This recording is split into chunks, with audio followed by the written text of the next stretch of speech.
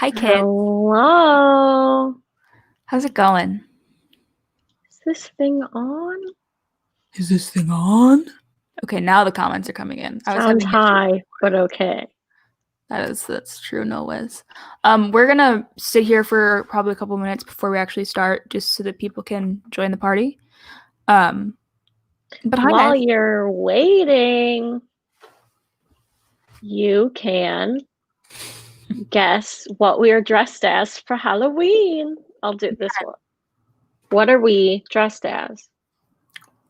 We have a couple's costume where we're dressed as the same thing. Guess. Can you guess? What are we? Guys, oh, you can see Sarah's shorts. Uh-oh. I realized I forgot to get books to put my mic on top of. Oh, we have a correct answer. Do we already? King oh my god. Rock. Dang. It's true. Kayla and I are indeed both dressed as we're both like the Rock from that one picture where this is what he potatoes. Someone did say we're dressed as potatoes. That's kind of rude. It checks out. It was from Barefoot Backpacker. I trust everything he says. That's so true. I'm actually trying to figure out your file right now, Barefoot Backpacker, which is why I'm not. You know what else everyone can do while they're waiting? Can vote for us. Vote for us for best LGBTQ plus culture podcast at awards.discoverpods.com/vote. Fanny pack when? I think there's a fanny pack in this room somewhere, actually. I don't own a fanny pack. Oh, I can't. It's too inconvenient. Will this be available after it's finished? Yes, this will be available as a video, and it's being turned into our episode that's going up tomorrow. That's not what I meant to put. That is what you just addressed. Apparently, it's a Discord in joke that I don't know about. That we don't even know about. Sounds about right. Incredible. Who is... Sorry, my boss just messaged me. It's a Saturday. Oh, you already voted in that, and the election happening Tuesday. That's what we like to see. I did too. And I voted only once in the election for Tuesday because more than that would be voter fraud, but I did vote more than once with various email addresses. For the other one. You can vote in the Discover Pods thing with every email address you have, which I didn't do that. What? Me? I did. I did sharing it in my family Facebook page and being like, "Hey, me also doing that? No. Oh, I should post. I forgot that's what I was also. I was in the middle of doing that, and then I started doing something else. I'm a busy woman. A busy woman. A new job on Monday and then election Tuesday. That sounds very stressful, but very hopefully exciting.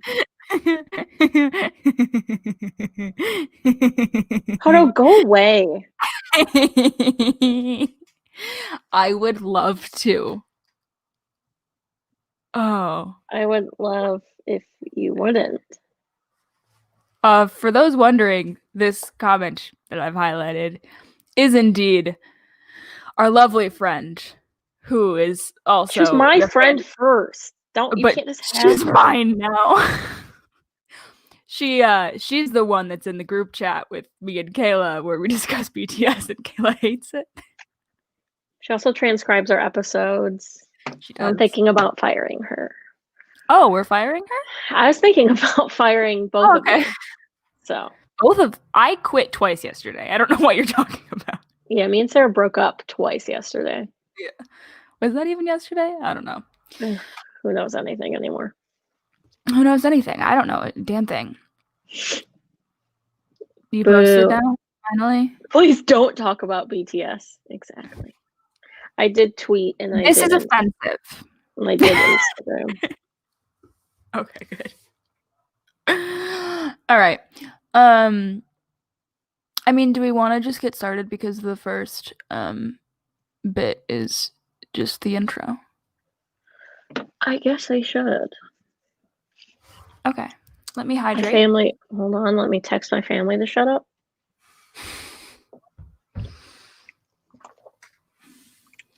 Okay. Okay. Are we good? Oh my god. That is so loud. You're welcome, Olivia, for this content. I mean, here we are. I'm getting a lot of BTS questions. Don't worry. I will address them. I wish you wouldn't. Caleb, we need to make sure we do our start recording on our things. Yes. Okay. I am hitting record.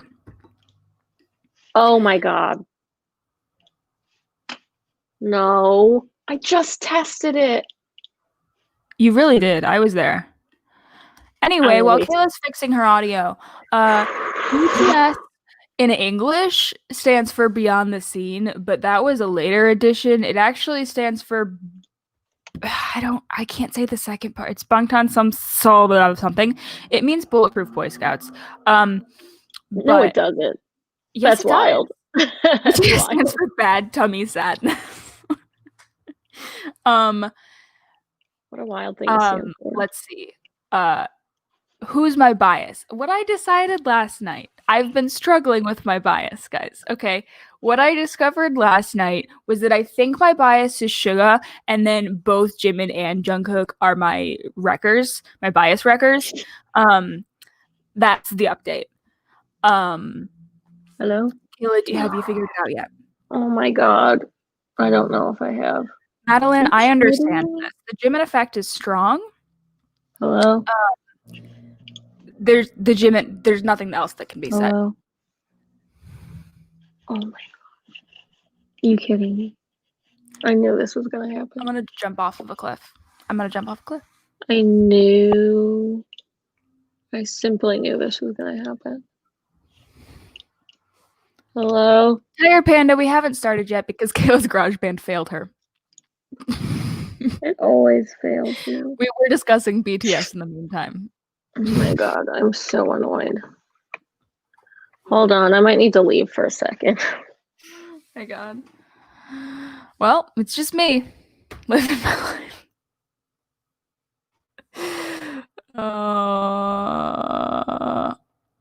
Our friend Erin just texted us saying that we look very fancy and that she can't believe I'm on the BTS wave. What can a girl do, Erin? What can a girl do? Tell a knock knock joke. Knock knock. Orange.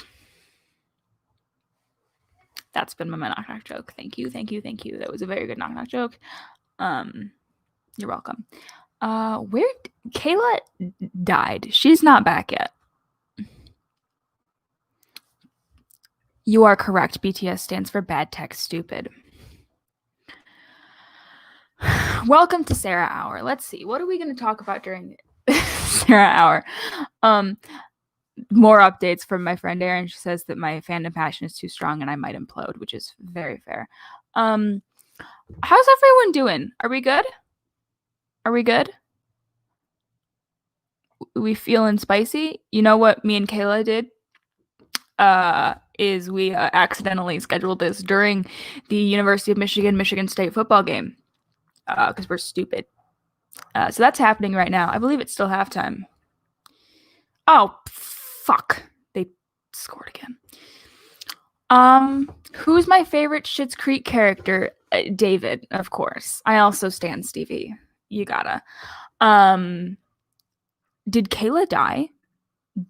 I'm gonna text her. Did you die? I wonder if she had to restart her computer. Should have put BTS on the bingo. I literally almost said that you should probably replace Succession with BTS, but then I simply didn't say that. So my guess is that Kayla had to restart her computer, and now she's just left me to entertain the kids myself. Look, I'm not prepared to babysit this many kids. There's 68 kids here right now. That's a lot of kids for me to babysit. And I'm not if we were the Meteor video, who would be who? I think I would be the Meteor one because I never hear anything correctly.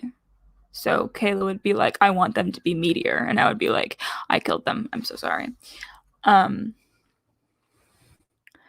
We also love Moira Rose. We do. I'm just going to I'm going to read all of your texts, Aaron. Aaron says, can you believe Stevie and Alexis are dating? Here's the thing. I think Stevie is Arrow, but, you know, she did send me some lovely pictures of the actors, though, and that does check out. That's true. Did I ever find Cherry Coke? No. I've been living off of Mexicoke. It's been sad. It's been sad. Hi, Aaron. Hello. Yes. She said, "Oh, that makes sense." Reese Stevie being Arrow. Oh.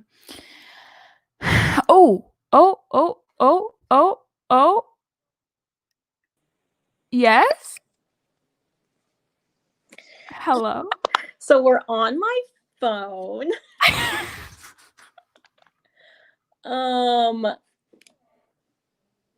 We're having a lot of issues.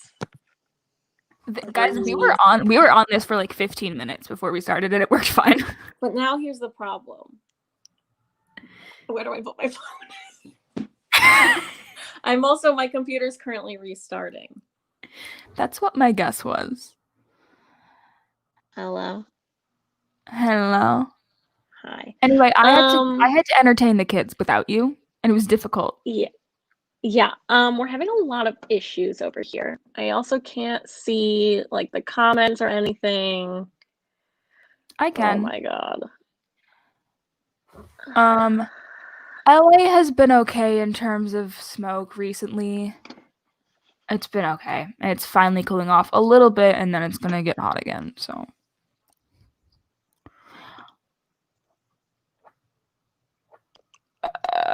Poppity Bobby says that you're quiet. Too. Probably because I'm on my phone. You're on your phone and you're not connected to your microphone. Thunder has to check their pie. Thunder, check the pie. This is crucial. Please check. Please check your pie. I'm so worried. Madeline, sometimes you just gotta yeet your dad off the call. It happens to the best of us. You really do. Kayla, you're doing an excellent Facebook mom impression. Yikes! I'm seeing all of the mess in your background too. Poppity Boppity Soup. So messy. Hi, Soup. Soup. Update that Pie is doing okay. This has been a crucial update. Thank you very much, Thunder. Thank you so much. I was so worried. I didn't mean to click on this, but this is correct. I'm so pissed right now. I'm so fucking pissed. Oh, man. I knew. We even tested our audio. We tested everything. I fucking knew. Question. Oh my god. MCU or DCU? MCU. Look. ScarJo is problematic. However, she's a tree, but it's fine. Slaps. You know who's a tree? Groot's a tree.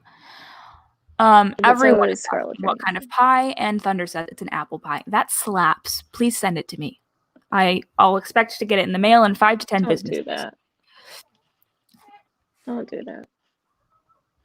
Oh, man. Kidding me. Pepper, I don't know how to make you a mod on this. You have to go through YouTube. I don't know how to do that. I'm sorry, Pepper. I'm sorry. Hold on. I'm doing a lot of things right now. Oh, man. Sorry, kids. I would wonder if I can record. I wonder if I could record my audio through QuickTime Player. What is happening? Worst comes to worst, you're gonna have to pull my audio off of this video, Sarah. I already have such a short turnaround time for editing. quality maximum. Hello? Hello? Hello? Hello? Okay, Hello? we Hello? in the jankiest move of all time. We're going to record my audio through QuickTime Player.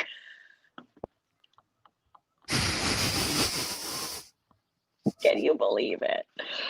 Okay, hold on. I'm gonna leave this stream and come back on my computer. Sorry, I was busy watching the TikTok Aaron sent me.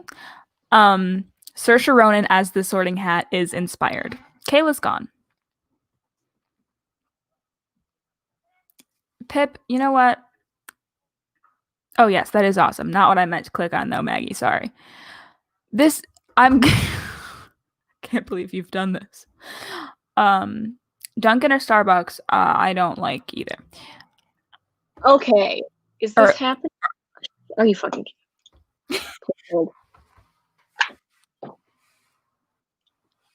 please? Soup has requested that Thunder please show pics of pie in the Discord. Another reason to join our Discord.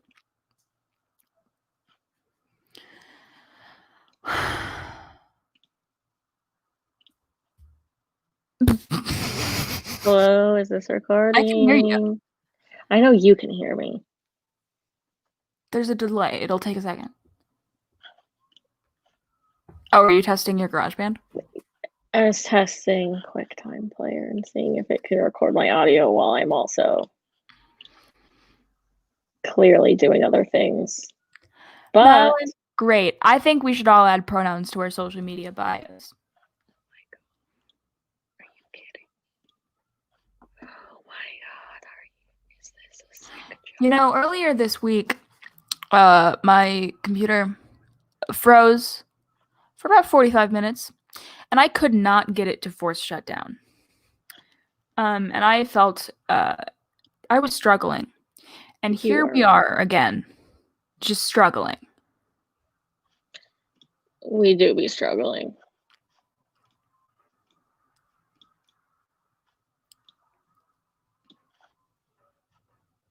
Okay, I'm giving this one last try, and if this doesn't work, you're gonna have to rip my audio from this video. Oh god. Hello. Yep. Nope. All right. Sorry. Pie visuals are in Discord picture share. It's crucial. Yeah. Are these audio issues? My audio will sound fine. Kayla's might be a little janky. Be pretty bad. Cool. Sorry. I am very sorry to everyone here. This is incredibly unfortunate. If Maggie, we're lucky, it might pull through, but that's okay, Maggie.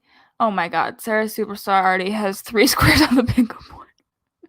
Oh no, why? I forgot. How long are we gonna be streaming until we're done? Probably several hours. The pie picks have landed. Okay, we're starting the podcast. We're just gonna have to start.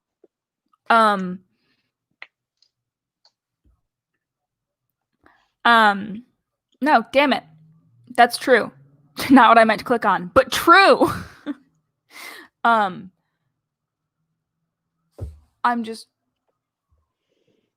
very sorry, everyone. I might just not I might not edit this week's episode. I might just rip both of our audio off of YouTube. Okay. Because to do mine separately from yours and then have both of them on one file would be very complicated. All right. We're just gonna rip the audio and it's gonna be very bad. We're gonna rip the audio. Sorry, guys. Sorry.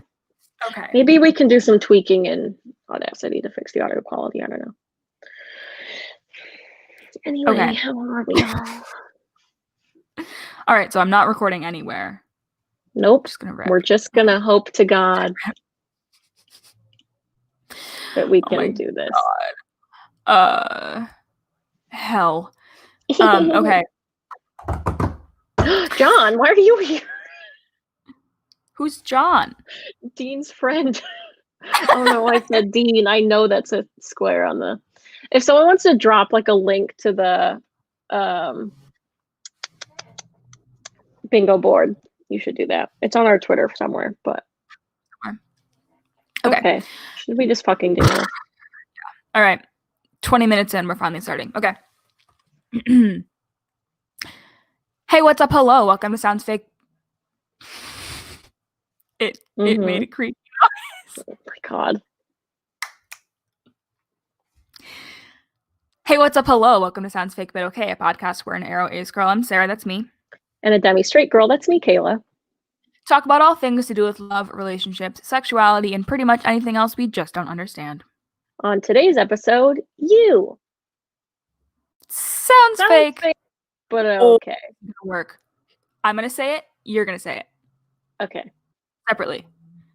Sounds fake, but okay. Sounds fake, but okay. Okay. Also, hold on. While we're here, I'm going to try to make some people mods. John, why are you here? I love you, but go away. Boop. Boop. Boop. Boop. Boop. Boop. Boop. Boop. Boop. If you are a mod, make yourself known. And don't lie to me. Oh, did you already make someone a mod? No. Thunder and Youre. Pepper, where are you? Pepper is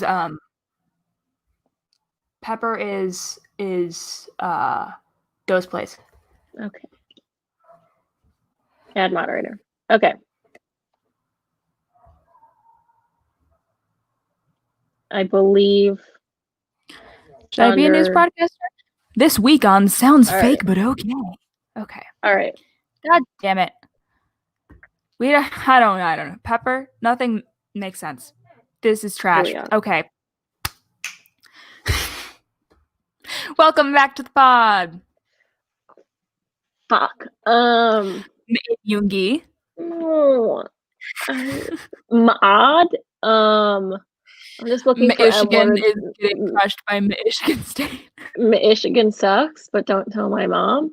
I'm just looking for M words in the chat. Help, help, help, help, help, help, help, help, help. There's too much of a delay. Fuck. Well, anyway. That's it, I guess. That's that. Do we have any updates? Do we have any housekeeping? First of all, sorry to those of you listening on in your ears in just podcast form if the audio is marginally janky. We had some live stream issues. We are currently live streaming this. So if you want to see our faces, hit up our YouTube. You want to see the 20 minutes of chaos before we actually started recording because Kayla's shit stopped working. It's bad. I need to stop using GarageBand. Is this how recording usually goes from Tired Panda? Yes. Yes. Yeah. But yes. So if you want to see our faces, hit us up on YouTube. I hope this audio is okay, but we had to do some shenanigans. Oh man, Michigan is on the bingo apparently. This is why I didn't look at the bingo beforehand. There is on Smash. There is a bingo card that people are playing along with. So there is a bingo card. Okay. Oh, housekeeping, I guess, would be that I don't think we said this in our last episode. So we were nominated for Best LGBTQ Culture Podcast by Discover Pods, which is like a podcast news place, I guess. And you should vote for us with every email address that you own because that's apparently allowed. So I'll link that in the description of this episode, and you should do that. Voting closes November 6th. So do it or else. Brian O'Callaghan says marginally janky, which is correct. Which is how this is, yes. Okay. All right. Then Kayla, what are we talking about this week?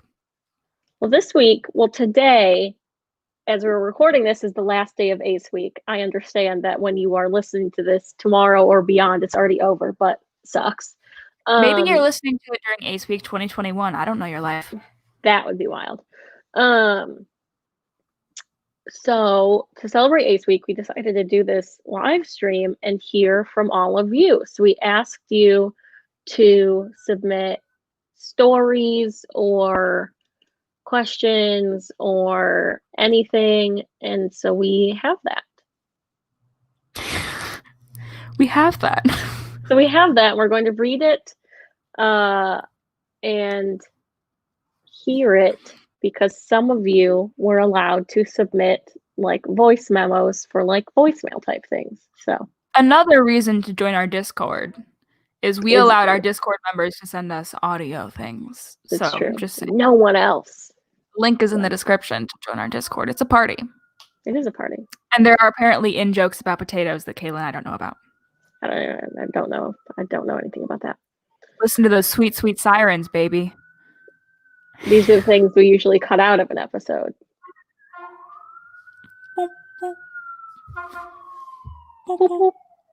Okay, well, should we get started, I guess? I would love to do that. Do you want to... All right, so we have kind of a couple different categories of things. Do you want to start with the voice message? Do you want to start by reading something? Let's start by reading something. Okay. What type of... Do you have a type that we have set? I'm arrow ace. I don't have a type. Okay, thank you. But that's also not necessarily true because there's oriented people. Sarah. I know, but I'm saying me personally. Okay, so we have resources and shoutouts, which I think we should keep for the end. We have some questions, some messages, ace realization stories, coming out stories, advice, and then a potpourri, which is where some of my favorite ones are. Let's just start with a question. Okay. This is a really long doc. Yeah, it's so apologies. We're probably not going to get to everything that was submitted. There's we will not get to everything that was there's submitted. 19 pages of content here, but we're thinking that maybe we'll take all of the submissions and maybe make like a doc or a PDF or something and share it so you all can read everything that we weren't able to do. Maybe if y'all are interested in that. Yes. Oh, do you want to read? No, I panicked. You read. Okay. Let me find a good one. No, I have one. Okay, go ahead. One from Sarah R. It says, do you think Michael from The Good Place is on the ace spectrum? This one. I tend to headcanon him as such for the following reasons. One, we never see him romantically tied to anyone, nor does he show any interest in relationships, just focused on work in the squad. And two, when he's talking about Eleanor and Chidi in episode 209, he says, gross. Kissing is gross. You're just mashing your food holes together. It's not for that. I think this is a great headcanon. I knew you were going to pick this one. We got engagement. What does that mean? Are we engaged? From what I understand of The Good Place, I think he seems kind of ace, but also he's like... He's a demon. He's like not a human is the problem. It's like saying that Data from Star Trek is ace because he's like a robot. So I feel like that gets... But, spoiler for The Good Place finale, spoiler, at the end he does become a human. Dang it. Just more bingo. I mean, I see it. Some people in the chat are agreeing. Also, people are doing really well on their bingo cards. We didn't even... I mean, people are going to get, like, whatever the thing is called where you get the whole board. Like, it's going to happen. Oh, I'll help you all. I bought this juice especially for today. And then my dad drank some. He drank this much. Unbelievable. I have Kayla not. I've seen some episodes of The Good Place, but I really wanted to understand the end, so I just had Sarah tell me what the ending was. Yeah, a classic. Big juice. Olivia, I'm sorry that you did not mute that spoiler fast enough. I thought I gave you enough time. Next question. What do you want to do next? You want to do another question? I did that one. It's your turn. Okay. Let's see. It's from Charlie. I'm definitely ace, and I've thought I was arrow for almost a year. However, recently I've been wondering if I'm romantically in love with my best friend. How could I tell that? What even is the difference between platonic and romantic attraction if you're closer than Kayla and Sarah are? I would like to first take offense to the statement that me and Kayla are not deeply in love with each other. I mean, like, we are. Even though we broke up like 3 times the other day. Gotta keep it spicy. Gotta keep it spicy. Just keep it spicy by breaking up constantly. I mean, how can you tell if you're romantically in love with your best friend? I mean, I have never been romantically in love with anyone. Except for me. Except for Kayla. No, but I think I was literally thinking about this just last night, that like, you know, like being in love is always assumed to be such a romantic thing, where it's like, I don't think being in love with a person or a moment or a place or whatever is inherently romantic. Like, Mm-mm.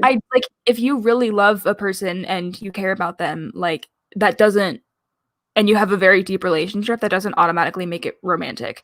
Can I answer your question about whether you're romantically in love with this person? No, I can't. But I can say that, just because it is a very deep relationship and a strong relationship and you like them a lot, doesn't mean that it has to be romantic. Yeah. I guess I would just like, I don't know, maybe think about the kinds of activities you're interested in doing with that person. I just burped. And maybe like whether you code those as romantic. So if you are not like a touch averse person, if you like holding hands and cuddling, which can be platonic, and so can kissing could be platonic. But whether you code those as something that's romantic, and then like for me, if I have like a romantic crush on someone, I typically tend to like, you like daydream about those things happening, or like, blah, blah, blah, whatever. Where if it's a friend, then I would typically think about like more platonic things. So I guess that would be my advice. Does anyone in the chat have any thoughts? It's all Jasmina says that it's about, all about how that person makes you feel and the energy you get when thinking about them and when you interact with them. yeah. I mean, it can definitely be kind of hard to keep those apart for some people, but just trying to think of like maybe if there's someone that you like absolutely know is just your friend, and then trying to compare that to your relationship with this person and seeing like how they're different and the same. Mm-hmm. Yeah. Mayhap. Yeah. Mayhap. Shall we do a voice message? Sure. What kind do you want? Fun. Fun. I don't Oh, care. I have a poem. A poem. We have a poem, guys. Okay, this is from I Purple haven't Chickadee. heard it yet.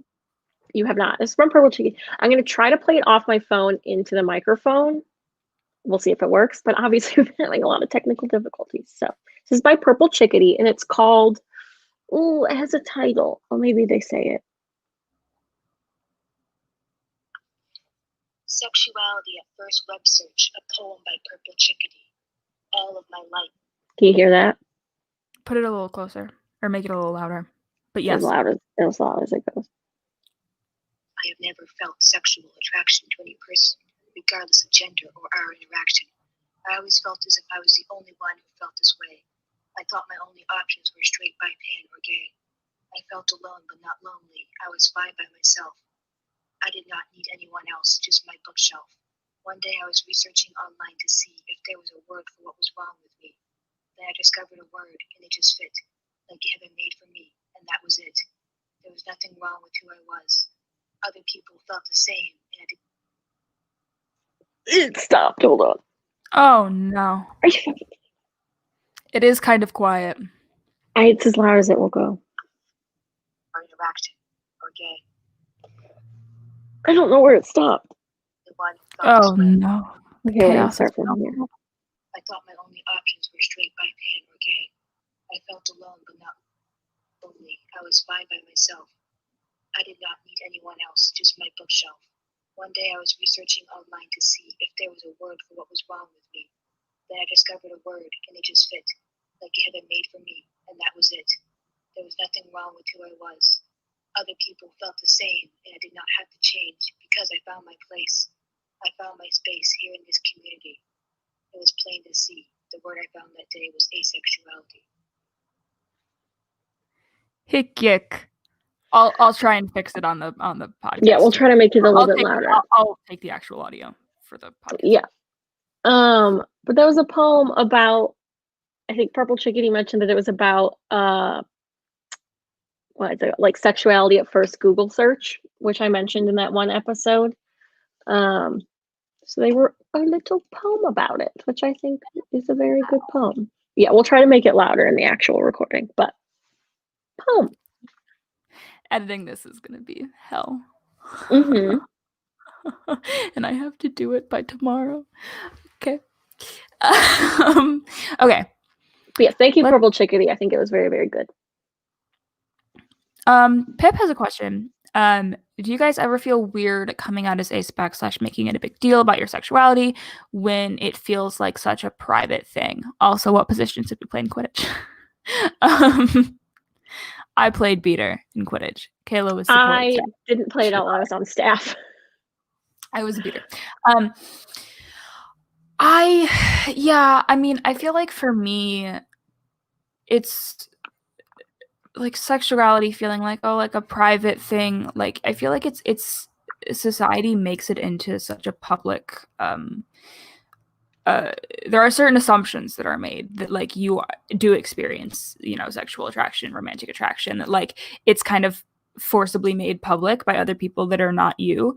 And so like it's either your sexuality is going to be assumed or you have to clarify. And like those are your two options just because of the way the world is.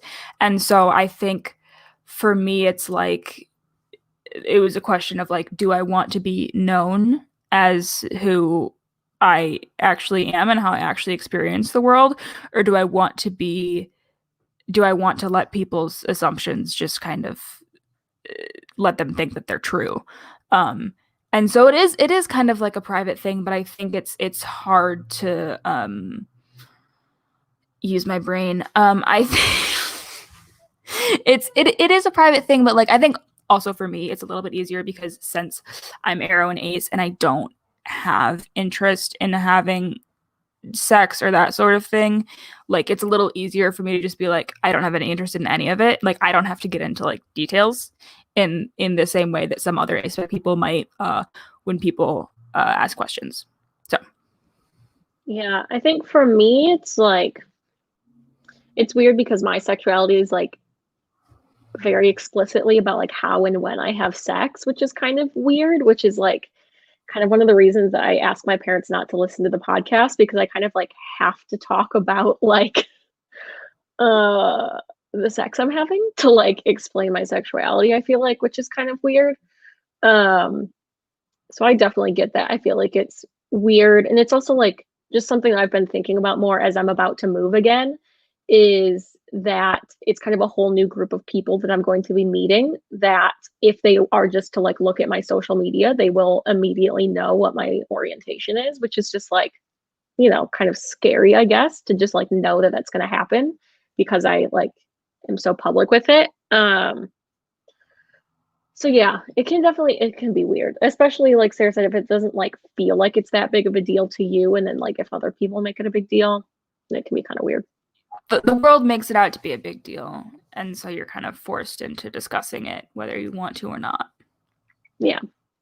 But if it's not a big deal to you, that's like completely fine. Me and Sarah have talked a lot about how like our sexualities don't end up influencing our lives as much as you might think from people that have a podcast. So if it's not like something that you're like, being asexual is like my identity, it's like who I am. If you are like that, great. If you're not like that, also great. Like completely up to you. Yeah. This is actually an interesting comment. This person saying, I prefer people to know I'm Arrow Ace than to assume I just can't get a date, which is interesting because fair. Like I get that. But also it's like, there's all of the associations and assumptions present of like, oh, you should just be able to get a date, like, or like, the whole stereotype of like, well, Arrow Ace people just can't get a date, like it's because they're not cute enough or whatever. It's like, bitch, look at me, I'm dressed as the Rock and I'm cute as hell. We're dressed as the Rock today. I have a middle part. It's a little sideways. Don't worry about it. But yeah, I mean, that is kind of a weird place to be in, because like on one hand I don't want to enforce stereotypes of like, oh, like I don't want to make it seem like your ability to get a date is what determines whether or not you're a good or interesting person, Yeah. But at the same time, like I do want to clarify that like, it's not it's an inherent thing about the way I experience the world, not like everyone saying bitch that girl's ugly. Well, she's not. Look at them eyebrows. If you're listening, you can't see them, but they do be looking good though. Yeah. Yes. Let's see. I want to read this one because it was one of my favorite ones that came in. This is in the etc. section. It's from Anonymous, and it said, "This is an excerpt from a journal entry I wrote while I was a sophomore in college. I was reflecting on my first date with a girl from my Spanish class. At this point, I had almost zero experience in romantic relationships. I hadn't even heard of the term asexuality yet." So this is the excerpt from their journal. "I feel like I should have kissed her or something, like I should have done something to express affection beyond hugging. But I just can't wrap my head around that. I just can't imagine being that close to another person.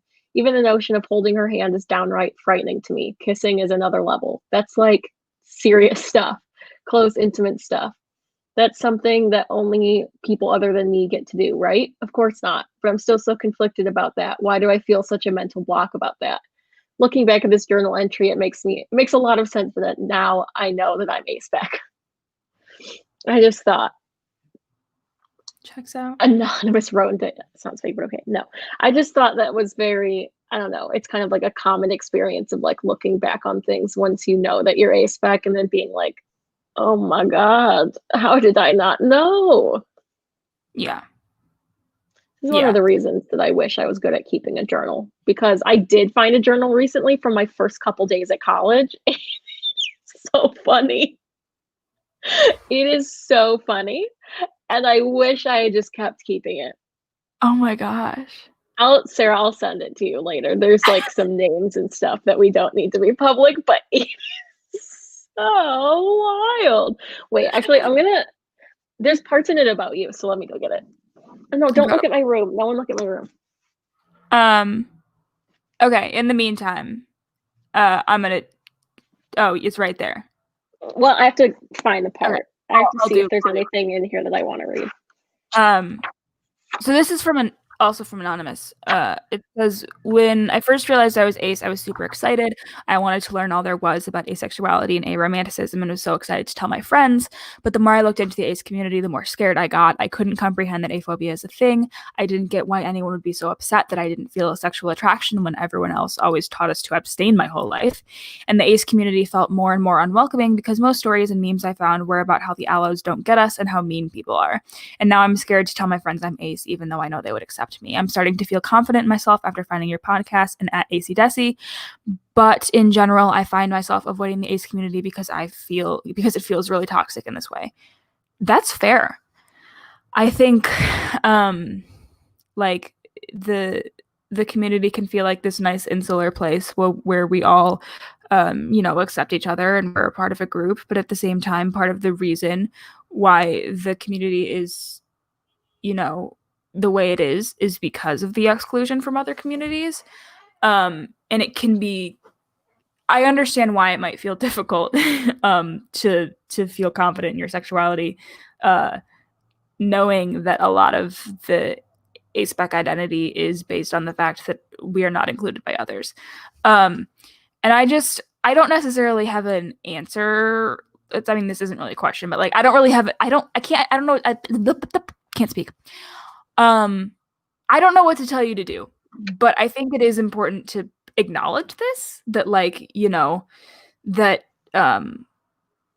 it's possible that there are aspects of the aspec community that do make it harder for people to feel like that they harder to feel like they can come out. And I think that's just something to think about. I wasn't listening to the question because I was reading, but I agree because I vaguely remember the question. Okay. Also, Soup says that that's why the SFBO Discord server is rad, not as much negativity about external stuff. Just saying. This is true. Okay, so this is a journal from it's maybe a week from our first week of college. There's parts I'm not going to read to you all because it's just not for you. But Sarah, I will be texting you this later because it is about the boy that I was in love with freshman year, and it was embarrassing. Week 1. Ugh. Yeah, it started week 1. Is that how attraction works? Yeah. Okay, so this is September 3rd was when I was dropped off at college. This is what I said about Sarah. Let's see. Sarah and I have been getting along well. She seems a bit antisocial like me, which may present a challenge, but I think with time, she and I will figure it out. And I'm excited to meet more LHSP kids tomorrow and hopefully be less anxious. Hold on, there's another part I wanted to read. Oh, there's a part about how we watched pentatonics videos with two girls from down the hall, which ended up being like our best friends. So that was funny. Okay, I also this has nothing to do with Sarah because I don't think you were here for this. But I wanted to read you all the first sketchy experience that I had in college. This has nothing to do with anything, but maybe you were there, Sarah. I don't know. Okay, so we went to the library for this like orientation event. And these guys that one of our friends knew invited us to hang out at their dorm. One guy had to be okay, I think you just left early. One guy had to be stoned because he kept asking us the same question. The other guy, Fuckboy Andy, is what we named him. Texted me. I was there for this topic. You were there. Fuckboy Andy texted me asking if I want to hook up if we got everyone to leave. I showed Sarah, I showed Sarah the text, then made my friend Christine from home call me to give us a reason to get out. Our first sketchy college experience. It was so weird. And then I start talking about this guy that I was like in love with. And I was like, but now that I'm in college, being in a relationship scares me. Bitch, what were you thinking? Anyway, this has nothing to do with anything. It's just very funny. Incredible. Anyway, that was apparently my first experience with Sarah. Anyway, moving on. I am just actually going to jump really back. I can't speak. I'm sorry. Maradov made a comment about the last thing I was reading about, where it's strange that society simultaneously says that sex is taboo, but also everyone must have it. Yeah, sure. It doesn't make sense. And that's, I think, part of the weird ass aesthetic experience is like coming to terms with the fact that like that doesn't make sense and that's not how it should be. And that's not how it has to be. But it still is that way. Yeah. For the time being. Indeed. Let's see. Shall we do another voice message? Sure. Is it louder? Hopefully. This is from Caitlin, who we love. Well, we love everyone, but okay, see, we can't do a whole episode of my diary entries because that's like literally those like 4 days is like it. I'm so bad at keeping. I wish I had kept a journal. This from Caitlin, who runs Sounds Fake, but okay, I have context. Hi, I'm Caitlin, and I'm Aroace. I wanted to wish everyone a happy Ace. I wanted to say that no matter where you fall on the asexual and or aromantic spectrums, you're valid. If you're demisexual or demiromantic, you're amazing. Graysexual or gray romantic, wonderful. Aro, Ace, absolutely outstanding. You're valid, no matter what. And if you think a different label fits for you, that's great. If you had talked to me a few months ago, I would have said I was a demi-pan-romantic asexual. I was valid before, and I'm still valid now. And so are you. If you were younger when you discovered asexuality, that also doesn't make you any less valid. You know yourself best, and no one can tell you who you are. If you don't quite know who you are, that's cool too. You're welcome here. Try out a new label and see how it fits. And if it doesn't, that's okay. It's okay not to be super proud of your identity, or just to be quiet about it. But know that we're here for you, no matter who you are or how you identify. You're A-spec. You're amazing, and I love you. No notes. Good. This is so sweet. No notes on this statement. Caitlin, don't be stressed. That was very, very sweet, and I love it. And it also filled the "you are valid" bingo space. So, let's see. Let's do some more sweet things. Are you ready? From some advice / affirmation from Maradov, who's also here. I can see you. Maradov says, "You aren't broken. I know this is something that other people have probably said, but I've had to keep repeating it to myself since I realized I was ace 3 years ago. So I want to tell as many people as I can because it sucks to feel broken and like you're missing out. True. Hey, those of you who are watching on YouTube, you're not broken. Mm-mm. I'm looking you in the eye right now. Okay, but also if you're listening not on YouTube, you're still not. I was just gonna cut that out and just say it for everyone else. Oh, you're just trying to make your editing job harder. I see. Guys, you're not broken. Ain't nobody broken here. Except for my audio. Rip. Bye, Purple Chickadee. Bye, Purple Chickadee. Your poem was very beautiful. Oh god, this is so overwhelming for my ADHD brain. There's so much text. Let's see. What should we do, an ace realization story? Sure. Do you want me to read it? Sure. So we have a lot of stories from people that are about kind of them realizing they were ace. These are some of the longer stories. We're not going to get to them all, which is sad, but I think people in the chat were saying they were interested in seeing like a doc of people's submissions. So after this is over, I will work on making this document not look so shitty. And I will compile things so you all can read them and everyone can share, even if we don't have time to get through it all. Okay. Let me find the one I wanted to read. Okay, this one I thought was very interesting. Are you ready? Okay, this is Bianca's story of how they realized they are ace. Here we go. Bianca. Hi, Daniel. I saw Daniel in the chat, got excited. Bianca said, I recently realized I'm ace. It's kind of funny because I've known about asexuality for so long. I first learned about ace and arrow spectrum identities 4 years ago in a work training. I taught people about the split attraction model and compulsory sexuality, yet I never questioned my own feelings. I've had romantic crushes on girls for years, but I only recognized them 2 years ago. For most of my life, I thought there was something wrong with me, that I would get obsessed with my usually girl best friends. After a lot of questioning, accepting, and re-questioning, I finally understood myself as someone who, quote, likes girls too. I didn't talk to anyone about attraction because I'm a really private person and don't like talking about this stuff. It's no secret, but I don't feel any desire to let someone into this part of me, like we were talking about earlier. But I knew I felt really uncomfortable with the labels bisexual or pansexual, and I accepted I just don't like labels. A while later, I started writing a romance novel, which ended up being a short story about friendship.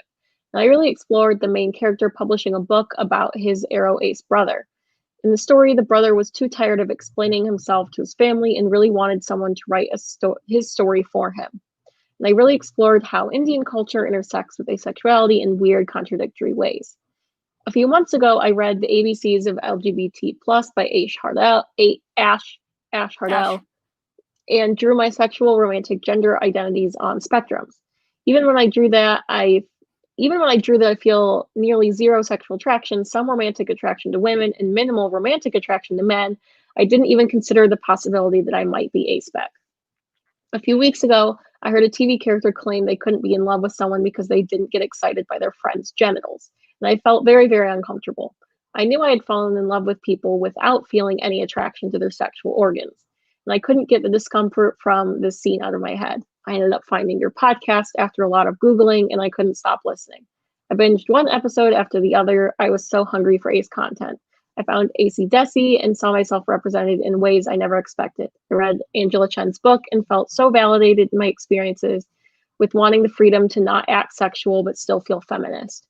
And then I read Beyond the Black Door by A.M. Strickland. And that book really helped me understand myself. I knew about asexuality. I was teaching about it. I literally wrote a story about it. But some part of me knew it was important, but I couldn't imagine that I could be ace. And Beyond the Black Door explored asexuality, romantic attraction, and gender identity in such an amazing way. I loved that the world created its own terminology for these identities, freeing from my pre-assumptions about every term and instead focusing on the concepts. I found it really validating that what we would call a trans character chose to go by she, her pronouns, even after telling their friends they are a man because they didn't want to come out to the world. And to me, this was a shocking realization that it's okay if I keep my asexuality all to myself. I don't have to come out, and if I don't want to. It's okay if I never want to come out. As minorities in this cis allo het world, we always feel this burden to showcase ourselves and find it freeing to see that I can choose not to tell anyone, and that's okay too. It's a break from the coming out equals happy ending narrative I saw in every LGBTQ plus story. Yesterday, I reread the short story with the Arrow Ace brother I wrote way back before realizing I was ace, and seeing that I care about the same things now that I did back then. I cried so much because I felt so validated by my past self, and that I have always known this about myself, even if I didn't use the language back then to understand myself. For the first time, I genuinely feel comfortable in my sexual and romantic identity, and it's really, really nice. I just thought it was so interesting that they knew about asexuality and were teaching about it, and then even so, like, didn't figure it out, which I just think is very, I don't know, that's not what you usually hear from people. So I think it's, I don't know, validating if anyone else is going through that.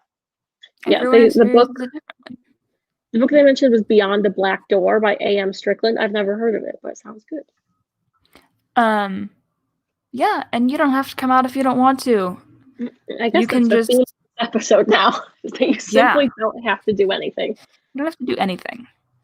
Yes, I'm very brave of that person to share it with us, obviously, since they don't feel like sharing it very widely. So, Bianca, if you're listening, we love you. You're wonderful. You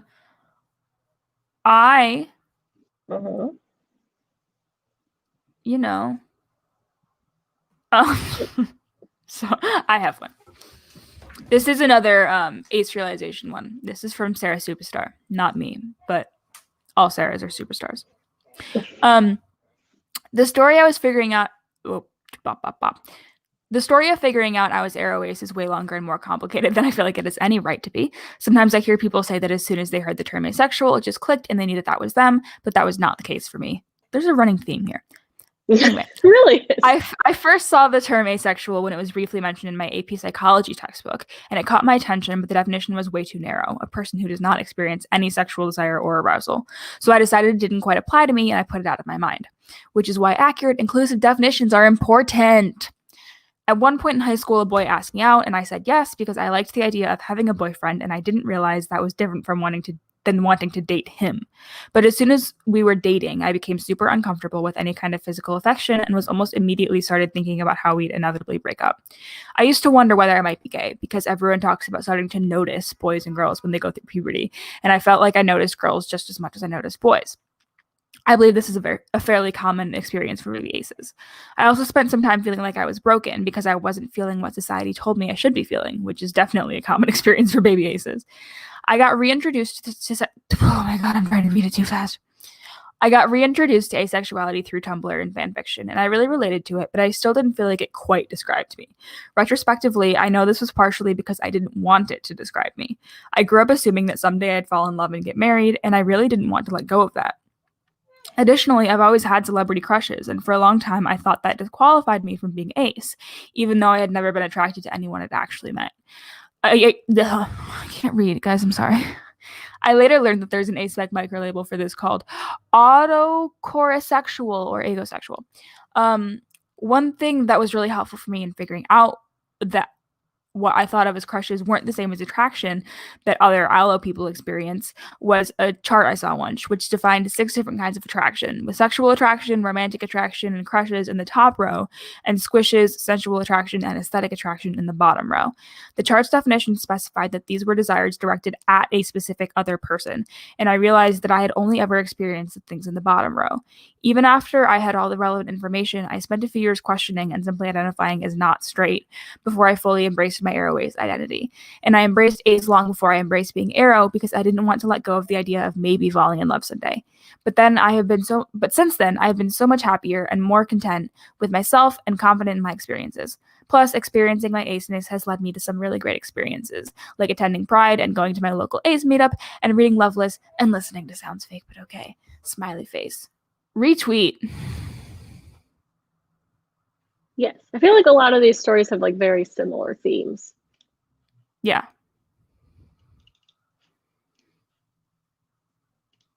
Sorry, just marking off that we wrote that one. Let's do a voice message. Okay. This is from Jaina. It is a question. Do I remember what it is? No, but I just remember that I wrote down it was a question. So here we go. Good. Hey, hello. It's Jaina from Discord. I have some ace and maybe also arrow related questions. What do you think? Are there any ace and or arrow magical creatures or beings in the mythologies? Because I recently read about asexual succubus, and I found that pretty nice. So, do you think there are any? And by the way, thank you so much for this amazing podcast. So basically, I think Jaina is asking if we think there are any arrow/ace mythical creatures. I think There must be. There's got to be. I know dragons are like part of ace culture for some reason. So I mean, I feel like that's my initial answer. Look, I feel like literally any species of anything, whether it's mythical or whether it's just your neighborhood rabbit, could probably be asexual. Like could probably be asexual. Like we just don't know because we don't speak rabbit. Maybe you don't. Oh, can you talk? What are some? Yeah. What are some? Now I can't think of a single mythical creature other than like unicorn. Phoenix. I'm getting kind of like a bi vibe from Phoenix. That's true. Do gods count? Artemis is pretty ace. That's true. Yeah. Reverse mermaid. Sorry, what? Like a fish on top? Sorry, what? Are mermaids? Because they can't have sex in the same way that humans do. But ace people can have sex. Yeah. But now I'm just thinking about how mermaids reproduce. Just because mermen don't have a peepus doesn't mean they can't have sex.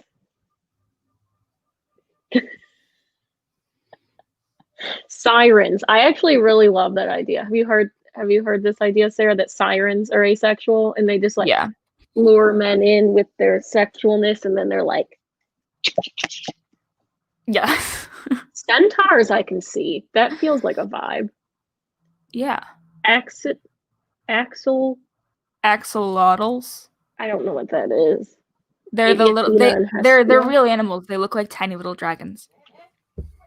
Interesting. Yeah, ace sirens I think is my favorite one. Griffins are also kind of part of arrow culture. I don't think I knew that. I didn't either. Well, there's our answers. Hope that's what you were looking for, Jaina. Let's see. I have one. Do it. This is a message from an anonymous person to their past self. More people can have sex like dolphins, perhaps. Go away. I hate it. Oh, man. Sorry, I didn't mean to tell you to go away. Okay, this is a message from an honest person to their past self. Dear past self, I know you want to prove to your friends that you are cool, that you aren't just a good girl. You feel like they see you as childish for not drinking or dating, for going to bed early and studying a lot, for calling your parents and getting good grades. You really want to tell them that you got a tattoo just because you want to seem cool and that you're not just a good girl. You don't really want them to know, though. It's something private you did just for yourself. I'm your future self, and I lived through the reality where you told them just for validation. Don't do it. It wasn't worth it. They aren't trustable. They unhooked your bra to show other people at a party, even when you told them that the only people they told were them. And you don't know it yet, but you're also ace. Another thing you might think falls under the good girl category. There's nothing wrong with you. There's nothing wrong with fitting people's expectations of an Asian girl. You're allowed to be good, whatever the hell that means. And I love you. I love you so much. I accept you. Know that I will always love you. Love your future self. I think that's fair. I think me and Sarah fall in a lot of those stereotypes too. Like Sarah doesn't drink. And I know I in college got really upset with people when they would like make fun of me for studying too much. That was a big thing in freshman year for me for some reason, but yeah, I think I definitely get that.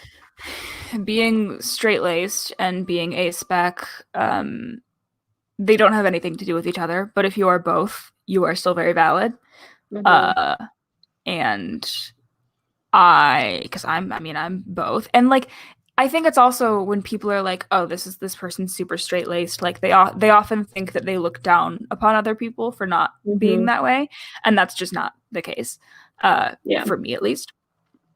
Yeah, I think that's a big thing when you tell someone you're asexual, a lot of times people immediately get like upset and think that you're looking down at them, and then they get really like, what's it called? Like insulted somehow. Yeah. And it's like, no, it doesn't like, it's like we talked about in that one episode, like Sarah is sex positive, but like sex averse. Like they are different things.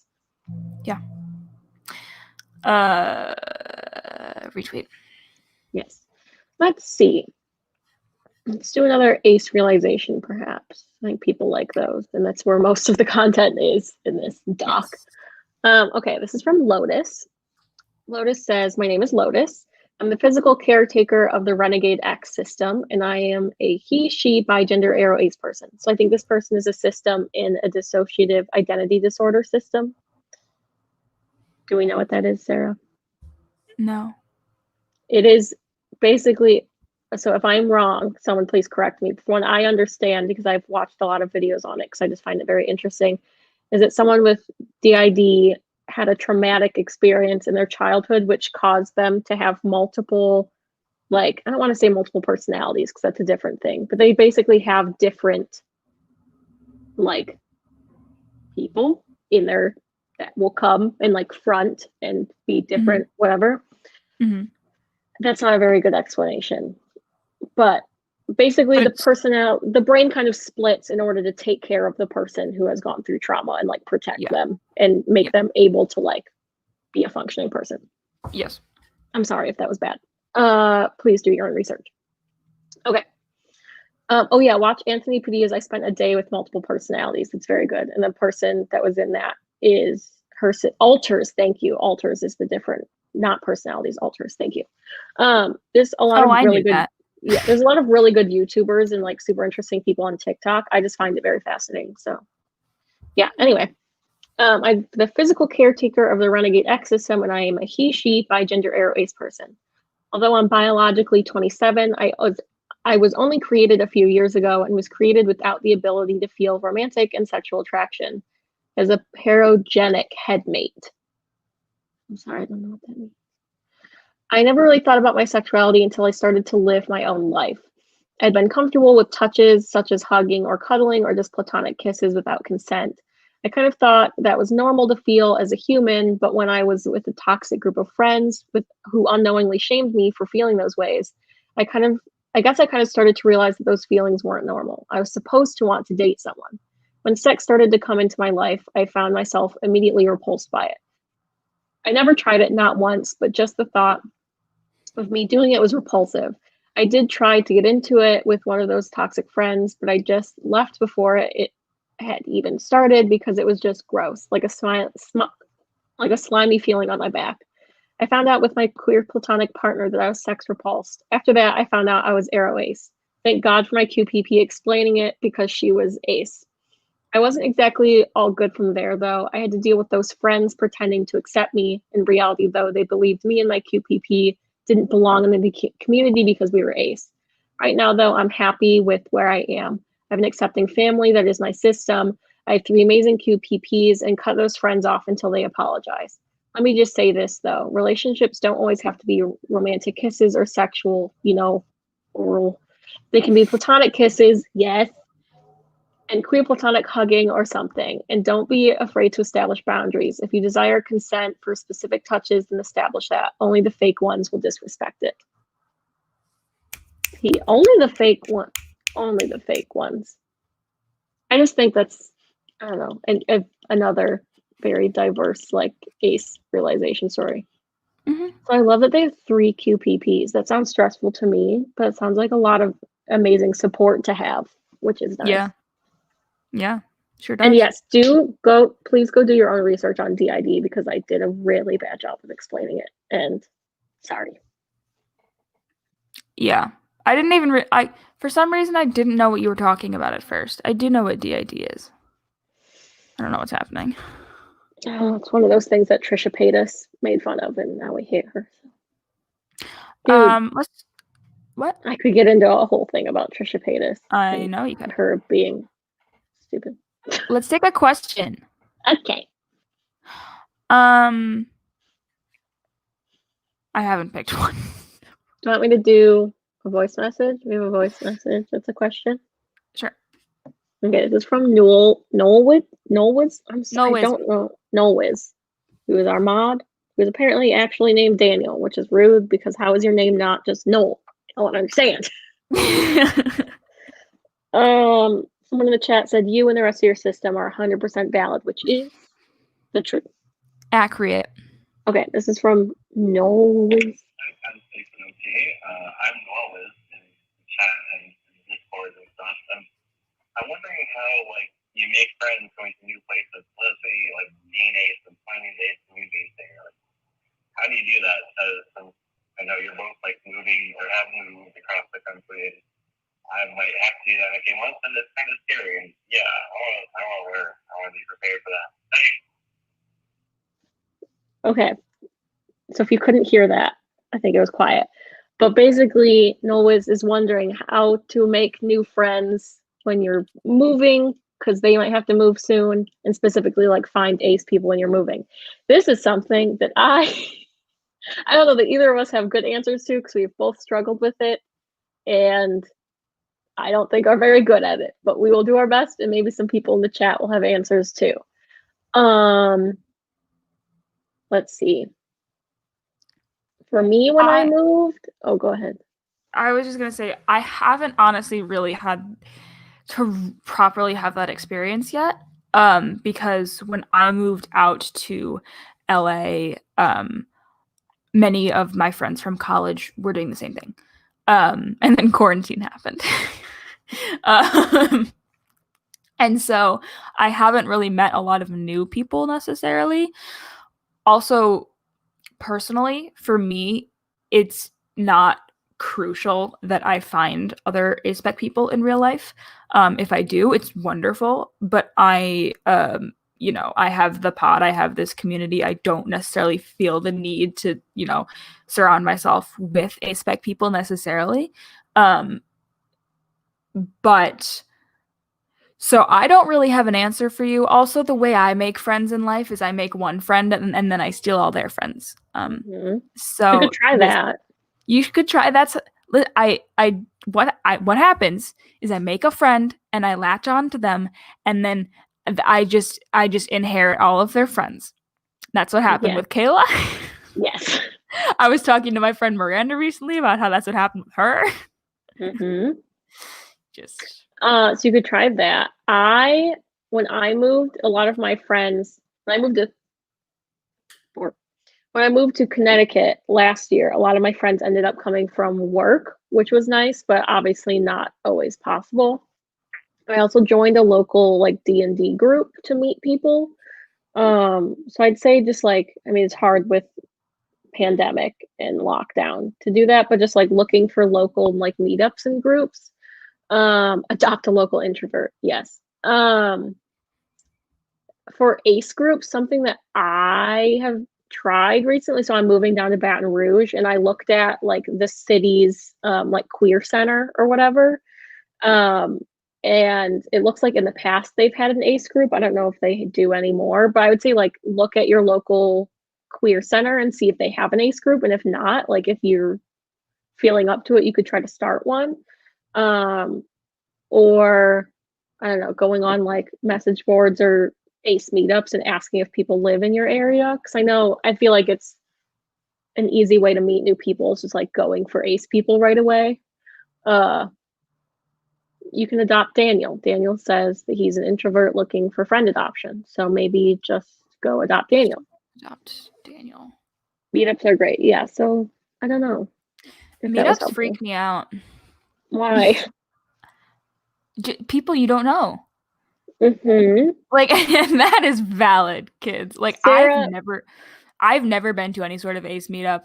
I was recently talking to someone who is a part of Ace LA, which is like the ace group in LA, and they were like, "You should come to some ace stuff," and I was like, I should, but I'm scared. Sarah, what is going to happen when we get famous and we have to do meet and greets? What will happen? See, that'll be fine Because you're in a position of power. I would say because no, I don't want to be in a position of power. I would like those people sort of already know who I am, and like those people would be coming to me rather than me having to go to them. Oh, interesting. Interesting. So, like, I'm not good at like putting myself like out there and being like, "Hi, I'm Sarah. Let me tell you about myself." Like, that's not in my skill set. That's fair. It's okay to be scared to meet people. TLDR. It is okay. Sarah Superstar says that meetups freak them out too, but I pushed through the anxiety and went to one once, and it was such a positive and validating experience. So, big risk, big reward. Yes. I'm going to read another message. Okay. This is from Ginger. And Ginger says, just wanted to share some fun ace experiences I've had. For starters, I found my childhood diary, which has a total of 24 entries spanning 10 years. My favorite quote is from when I was 13 years old, and I wrote, "I don't know who I like, so I've decided that for now, I'll just have friends. No boyfriends, no crushes, no kisses, no romance, but just until I can understand or at least control my feelings." Tiny arrow ace Ginge didn't know you could like crush. Didn't know you could like more than one person at once. We can hold that point. Nor did they know that aloes cannot choose to not have crushes. Needless to say, I never found anyone romantically interesting after that. My biggest affirmation for my arrow aceness was when I was hanging out with this guy, but now we were alone, and I knew he wanted to kiss me, so in my mind I was like, I could finally have my first kiss right now if I wanted. Then he complimented me and I said, "Hey, thanks, okay, bye." He was confused and I felt so empowered. That was when I knew for sure.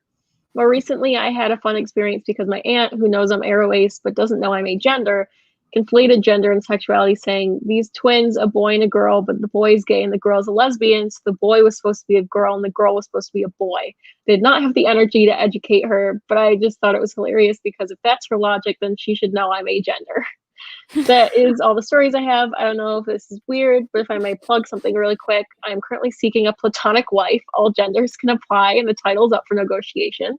I make great vegan baked goods. I have 2 cats and a bunny, and I'm Canadian, so a green card is on the table. At Gingero on Twitter, Insta. At JYNJERGO on Twitter, Insta.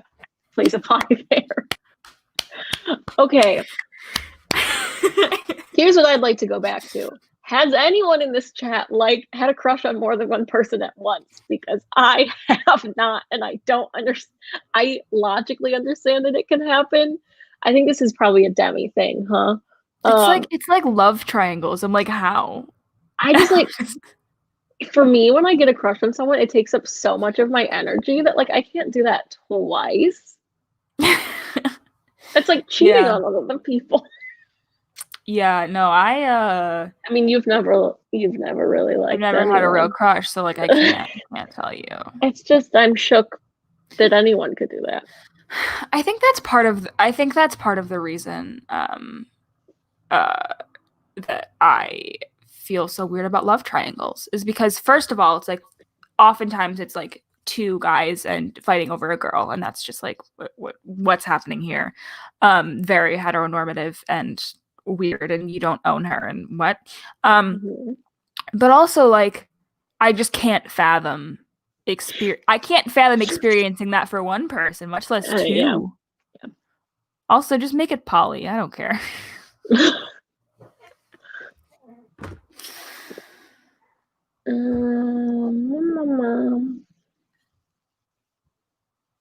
Should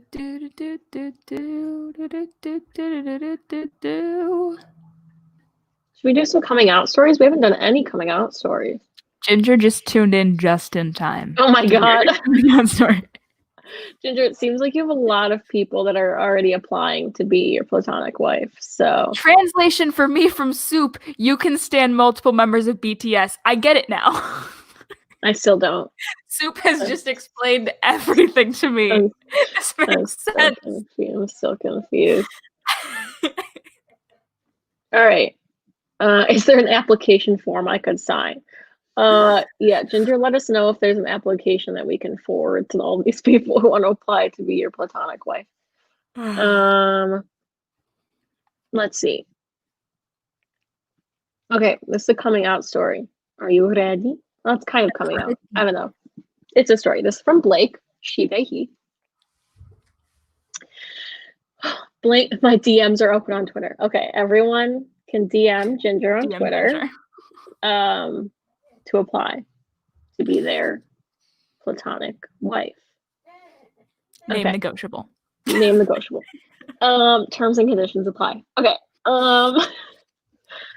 Blake, she, they, he. I'm a young ace, 14 years old, and something I want adult aces and really all aspects to know is how, in my experience, asexuality is unambiguously accepted by people my age. I came out as ace for the first time a year and a half ago, and then as aro a month later. I'm now out to the majority of my friend group as aro ace, and I'm slowly working up the courage to tell them I'm gender fluid. I was so nervous to come out, but it turned out to not even be that much of an issue. I'm still shocked about how to this day, almost every single person I came out to as ace or aro has already known what it is. I've had to explain what ace meant only once and also what aro meant only once. Besides the fact that the first person I came out to as aro had a crush on me, oof, my coming out experience has been pretty much perfect. I've also been shocked by how many people I know who are also aspec. Turns out a very close friend of mine I've known since I was 9 is also ace. I also personally know at least 2 other ace specs, a questioning ace, 2 aro specs who all go to my school. That is so many. That's a lot. Also, last year, the sign for my middle school's GSA club had the ace flag included on it right next to the gay, bi, pan, trans, and non-binary flags, which made me incredibly happy. The gay pie. Gay pie. Of course, do take into account that I live in a fairly progressive US state, and also almost everyone I've come out to is also queer, just because the majority of my friends happen to be queer. So is more likely to know about other queer identities. But even then, I just think in general, younger people are just more accepting than adults. I guess I just want people to know that even though it feels like we're barely making any progress on ace availability, sometimes it is working. Ace activism makes an impact, I know, because I can feel it. I can see the difference between the stories people older than me have about when they try to talk about asexuality and their experiences. More people than ever now know what asexuality is, and more kids than ever are going to grow up knowing that not everybody feels attraction. More and more aspecs are going to find a label that fits them earlier in life and know that there are other people like them. And there will be less and less aspec kids who are made to feel like they're broken. We are making an impact. We are making progress, however slow it may seem. I am crying in the club. That's wild that there's just like 20,000 aspec people in Blake's school. That's so many. I only know of one other person from my high school who ended up being aspec because they recently messaged me and were like, "Stop." I know of 0, which is wild because I think 0. your school is bigger than mine. So yeah, I also know of more queer people. Like when I was in high school, there was like my senior year, there was someone who came out as trans. Or no, it was his senior year. My junior year, he came out. I know there's a lot of people I went to high school with that are queer, but most of them came out after we graduated. Yeah, there were a few that were out when I was in high school. That do be wild though. I mean, congrats, Blake, on your success. Blake, you rock. Blake, you've won. Okay, I want to do, because also we have a our last voice message is from Barefoot Backpacker, and it's about older aces. So I want to play that because I feel like it'll go well. But it was too big to be on my phone. So now I have to figure out how to play it on my computer where you can all hear it. So here's what we're going to do. Do you want me to talk about something else in the meantime? You can. You certainly are allowed to. Oh, God. I don't know why I asked that. I'm not Okay, prepared. well, it's fine. We can figure. Okay, I'm going to try to unplug my headphones. Question from Rain. Only recently came to terms with my sexuality this year. I've been hearing about cake, and I love it, and I love baking for people, but I don't completely understand the cake thing, though. What does it mean?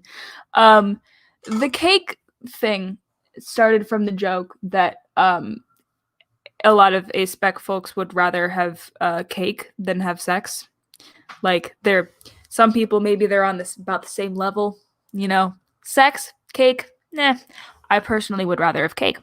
So that's where that came from, and it just became a thing. Okay, I'm gonna try to do this. I also realized that I think this whole time my audio was coming from my headphones and not my microphone. So is that why the audio was so bad on the? I almost asked to confirm, and then I was like, no, I trust her. Don't look at me. Don't perceive me. No one perceive me. Oh, Kayla. No one perceive me at this time. All right, let's see if we can. No one perceive me. Sarah's so mad at me. Oh my God, I almost asked you. I really almost did. Well, I guess it's your fault now then. Oh, I sound better now? Not now? my fault. Huh.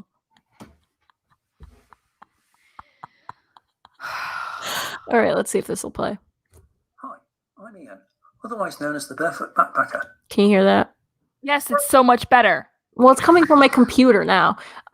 This is Barefoot Backpacker, who has the most soothing voice in the world. Everyone enjoy. And I'm 45 years old, which is somewhat older than the average person who identifies as asexual. Well, I won't know for sure unless is a phrase I've used many times before in my life. Now, this may well be a very strong case of too much information, but that's pretty much the primary reason I ended my virginity. I won't say lost, I know exactly when and where it happened, and why. It was in the bedroom of the house I was renting as a post-student to a lady who'd been dropping strong hints for the previous 8 months. I was 20 and a half years old, and it was something I'd always been avoiding, because I didn't think it was going to be something I would enjoy, or be any good at, but I figured I ought to try just in case I was wrong. Listeners, I was not wrong. When I was 17, I kept a diary, as most teenagers did, and, still conforming, I wrote down details of all the crushes I had on people I liked. Despite going to an all-boys school, most of my friends at the time were girls. I had quite a lot of pen pals, and I enjoyed the connection I had with them, that feeling of being close, yet also at a safe distance. They often used to ask questions of me like, why are boys? Assuming that I'd be able to answer, yet even then I knew I wasn't quite the same as the ones they were snogging. Though some of them I did develop little weird crushes on when I wrote about them in my diary, it's clear in hindsight that I tended towards the asexual spectrum. I wish I was holding her hand. I want to hug her. But also, I don't ever imagine having sex, though. I guess I should have realised then, but back in the 90s, the word asexual didn't really exist, or at least it wasn't common knowledge if it did. And in any case, because it wasn't something that really bothered me at the time, I never really thought about it. It just kind of wasn't important. Yet, it was always something lurking in the background of my relationships and meant none of them ever really developed beyond much of the honeymoon stage. Note that I have been engaged 3 times, though the latter 2 were more hope beyond expectation than anything truly life-affirming, and I'm also friends with both of them still. Indeed, I'm friends with most of my exes, and maybe for this reason, my dismissal of sex as being relatively unimportant means that there ends up being very little difference between friends and relationships, so most of the latter come from and quickly return to the former. Although it was there, latent, it wasn't until I read an article in the Guardian newspaper in about 2011 or 2012 that I first came across the word asexual, and it resonated with me. The more I thought about it, the more I was comfortable taking the word on as my own. It just made so much sense that there was a word I could finally use that described me in enough detail to be meaningful. Well, that's my discovery, but what about the others? Where are all the other older asexuals? See, it's likely that we do just what gay men did previously. We hide in plain sight. We mouth the words, go through the motions of a normal life, despite not being happy in ourselves, despite knowing it felt wrong, but feel we're not able to do anything about it. How many loveless marriages were entered into? How many people married just for the show, not for the love or connection? Remember, of course, asexuals can have sex, some of them even enjoy it, but by not experiencing sexual attraction, they would have felt stuck in a heterosexual dystopia and not free to express their own identity. Amongst the older generation, especially those who have been in long-term marriages, having now been introduced to the word asexuality, there's a little confusion over what it means, over how you know that you're asexual rather than just, well, comfortably indifferent to sex.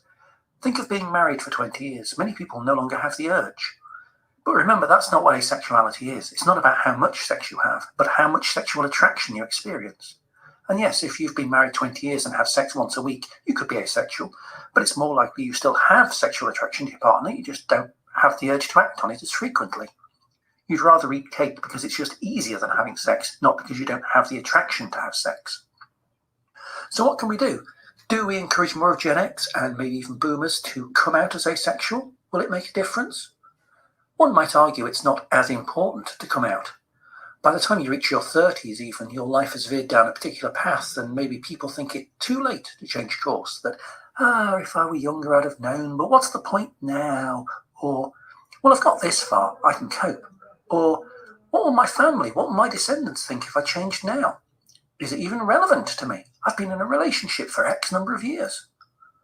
There's also the thought society has conditioned us into our heteronormativity. So maybe we don't feel that we belong, that we're kind of appropriating asexual culture and ideas for our own benefit. Maybe too, we might ourselves believe we're simply going through a midlife crisis in the same way that youngsters are experimenting just after puberty. Previous generations bought motorbikes, discovered their author credentials and took up crochet. If we started saying it's okay to be asexual, would we see an increase in the numbers of people getting divorced and deciding to, I don't know, take up ultra running or spoon whittling in the forest? Because fewer of us have come out, there's fewer role models to see. If all of the little asexual representation that there is at the younger end of the age spectrum, will anyone believe us? Because people of our age don't do that sort of thing. In a way, it's kind of like a chicken and egg scenario. Without the representation, we're not going to come out. But if we don't come out, there'll be no representation. And this also means by coming out, it's much harder to relate. So there's no reference point. What does coming out mean in the context of an older asexual? How do we explain it without a 30-minute TED talk each time, especially to our peers who've been brought up in the same environments? We don't have the support networks that younger people have. The representation, the communities are on places like Discord and Tumblr and YouTube, whereas people my age are most likely to hang out on Facebook and Twitter. There are, of course, benefits to coming out. The feeling of being free at last to be yourself. The realization of why previous relationships haven't worked out. Self-awareness, realization of why you act the way you do. And just maybe, if there is a community, you'll fit in, regardless of age. And the more people like you there are, the bigger that community and the bigger the spirit. In my experience, the communities I've found haven't had a problem with my age, even if some of them are made up with people some 30 years younger than me. I don't know how I'd have felt at the age of 15 if someone 30 years older than me was in my social group, but in a way it's kind of useful. They appreciate my experience and their discoveries, their activism helped me with mine. That was the most soothing thing I've ever listened to in my life. I'm gonna switch back to my headphones so that there is not a drastic difference in audio quality. No. Just leave it? Just leave it. It sounds better. Okay. I fucking hate you. I'm sorry. There's a lot of technical issues. Anyway, thank you, Barefoot Backpacker. That What a was delight. Incredibly soothing and beautiful. And also just very good to hear the experience of older aces. More. More.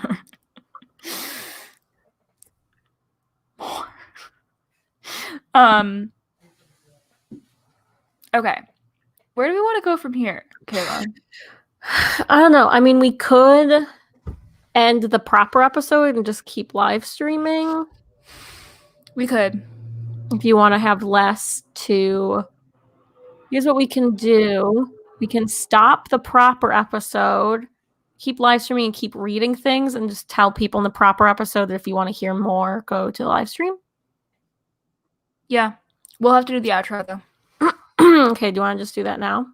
Sure. Okay. Okay, so for those listening in podcast form, we are gonna stick around on our live stream and read some more stuff, but the podcast is over. It's over. Go home. Just Goodbye. kidding. Don't go home. Go to the live stream where you can hear more content. Indeed. But before you do that, we have our whole outro. Kayla, what's our poll for this week? Oh no. Oh no. What? How was your ace week? Okay. Okay. Okay. Kayla, what's your beef and your juice this week? Hold on. Okay, I'll do mine. My beef is lunch. I hate the concept of lunch. Why do I get hungry in the middle of the day? Like, I like eating. I like food. I don't like lunch. There are distinct breakfast foods. There are dinner foods. What is lunch? Sandwiches? No.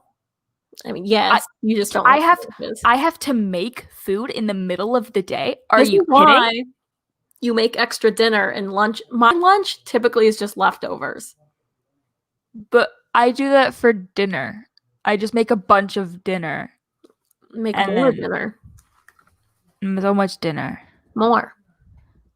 Many dinner. More? Yep, it's definitely connected to your mic now. Do I look like Rudolph a little bit? I hate this. My juice is that the last few days I've been able to sleep with my door well open because it's been cool enough and it has been such a delight. My other juice is the concept of hope. I think it's good. Haven't you already done that? Uh-huh. Okay. I have. Just again. Okay, my beef meal prep for lunch. Imagine being Daniel. My beef is, I mean, I'm sure I've hated something recently.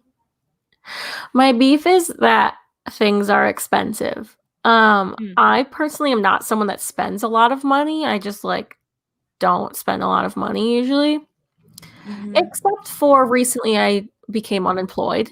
By choice. It's fine. Everyone calm down. No one was upset. Everyone's like, we don't care. I recently became unemployed by choice, and so now I'm not making money. So I shouldn't spend money. But as soon as I became unemployed, I was like, there's several things I would like to buy, which I just why did my brain do that? I guess that's my beef. Also, my beef is that we're about to lose this fucking football game. Are we really? There's 30 seconds left. It's 27-24. I'm so pissed. We're so embarrassing. Michigan State lost to Rutgers last week. This is embarrassing. I don't want to go downstairs. There's a bunch of state fans downstairs. I'm just simply not going to go downstairs. My juice is that me and Dean signed the lease for our apartment, but really it's a townhouse and it's very cute. And it's in the neighborhood we're living in. The person next door had a Biden-Harris sign, and a couple of the neighbors had gay flags in their windows. So the vibes of the neighborhood are just very good. There was 2 stray cats walking around. The apartment is just very beautiful. It's very exciting. Yay! And there's a second bedroom, so Sarah can come live with me. Okay. You can tell us about your beef, your juice, your Ace Week activities on our social media at SoundsFakePod. You can also find us on Patreon, patreon.com/SoundsFakePod. We have a new $2 patron. It's Francis Franklin, and Francis Franklin is technically a 2-pound patron. Yes, that's true. So, welcome, Francis. Hello. Yes. I did the conversion though. It's still less than $5. So unfortunately, you're still in the $2 tier. Dang it.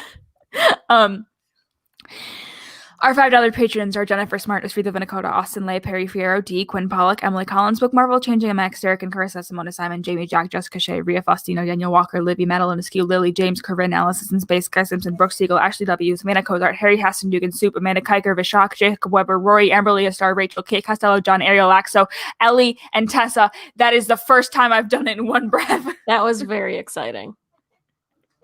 Someone just asked if my cat is coming with me. My cat is coming with me. Yes, don't worry. Of course.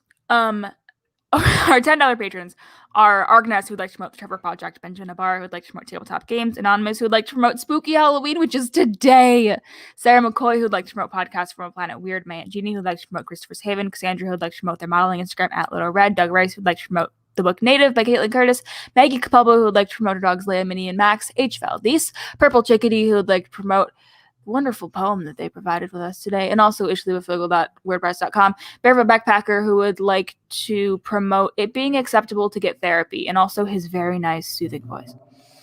I need a therapist. Anyway. Ashlyn Bodecker, who is at Schlimbo everywhere. The Steve, who would like to promote Ecosia. R.A.K., who would like to promote Please Vote. If you haven't done it yet, please, for the love of God, vote. And Maddie, who bumped up from $2, who would like to promote the Union series by T.H. Hernandez, which is a young adult dystopian novel about a privileged girl who has to work with a group of survivors to help prevent the world they know from ending. Our $15 patrons are Nathaniel Witt, NathanielJewitt@designs.com, my mom Julie, who would like to promote free mom hugs and the fact that she dressed my dog up as RBG for Halloween. Sarah Jones, who is at Eternal Lolly Everywhere. Dia Chappelle, who would like to promote the Underrealm series by Garrett Robinson. Andy A., who would like to promote being in unions in the IWW. Martin Giselle, who would like to promote mental health. And Miranda Denton, who is a new patron, who would like to promote Casa Q, which is the only Q youth shelter in New Mexico, which is sad that there's only one, but I'm glad that it exists. And of course, Dragon for joining. Like to promote, yes, thank you. And of course, Dragonfly, who would like to promote always losing at home against your rival. Also voting. If you have not early voted or absent voted and you're voting on vote day, please vote on vote day. Yeah, please vote on vote day. Also, someone said the list has gotten so long. I'm only on episode 120 or something. Yeah, the list has gotten very long. We thank you all. Thank you all for your support. All right. Thanks for listening. Tune in next Sunday for more of us in your ears. And Kayla will be through her fucking microphone next time. Now your audio sounds kind of weird. But anyway, until then, take good care of your cows. I feel like I can relax now. I know, me too. Even though we're still. I feel like I need to stop the audio, but no, I'm just ripping it off of YouTube to begin with. Sarah Superstar, there's if you go to my Instagram at Costielli, Costiellie, she's on my story. I just feel like I can relax now. Let's all relax. Shall we all just relax? This is how I feel. What y'all want to do? I'll have a funny message to read. Are you ready? This is from some Managos. So I'm studying aerospace engineering at UC Davis, and we usually just shorten it to Aero when we talk about classes and stuff. So basically, the horrible joke between me and my friends is that I'm an Aero, and I'm an Aero ace, but Aero spelled with an E, like arrows. Doesn't really work as well when you're saying it. I get it. It's funny. Also, Mara Duff tried to draw Chad the other day, and he just came out, no pun intended, looking like a buff lesbian, which I'm not complaining about, but also not what I was going for. How did you just now get one bingo? Soup has 2 bingos. I still haven't completely looked at the bingo because I didn't want to. She didn't want to spoil herself. I didn't want to. Is it nap time? Yeah. Does relaxing kind of self-care? Absolutely, Maylin. We really did not get through even a little bit of these. There's so many. No, we didn't. There's just so many. There were a lot. Oh, holy schnipper schnapples. Weren't we going to do the resources at the end? Yeah. Like the shout-outs? Should we just say it now and then you can put it in? Yeah, I'll put it in. Okay. The last thing we're going to do before we go is read through some of the resources that people wanted to shout out. Here we go. Are you ready? Sorry, Michigan State just won. I'm mad. That's incredibly upsetting. And my cousin texted me go green because she goes to Michigan State. Well, she's ugly. No, she's not. But she's not. You know this cousin. I know, but I'm mad at her now. Okay, so here's some of the resources that people sent in and wanted to shout. Larry wants to promote the Ace and Arrow Advocacy Project run by Pride Chats. On the last weekend of every month, they do a chat. It's at taap.org, and you can join their Discord. Sarah Superstar wants to shout out the Tumblr ASPEC people, PPL, are beautiful.tumblr.com. They're very positive and they answer a bunch of questions. Also recommending the book Loveless, obviously. The Lady's Guide to Petticoats and Piracy by Mackenzie Lee. It also has ace rep, which is very exciting. No, it doesn't include the term ace, but the protagonist is disinterested in sex and romance. Ace Owl is working on research into aphobia. They have a website in progress. You can go to asexualresearchstudies.card.co to see how that is going. Drew wants to shout out Elle Rose, Secret Lady Spider, who we love for being brilliant and passionate advocate and activist, a great writer and a really good friend. Go check them out on YouTube and Twitter. They're very good. Destiny wants to shout out Swank IV, an amazing asexual YouTuber who had me on her channel. Check her out. Also shouting out the Braiding Body Shame Online Conference, which will be in January of 2021. Haley wants to shout out A's Journal, azejournal.com, created by Michael Paramo. It's a collection of self-expression, art, poetry, writings. Their favorites include Summer Camp, Touch, and When the Absence of Tangibility Makes Love Like That. Makes love like that unattainable. Those are the resources. Yay! Yes. Okay, we're back to not being on the pod anymore. Yeah, the theatrical cut is coming out. Relax. This is the Snyder cut. The theatrical cut.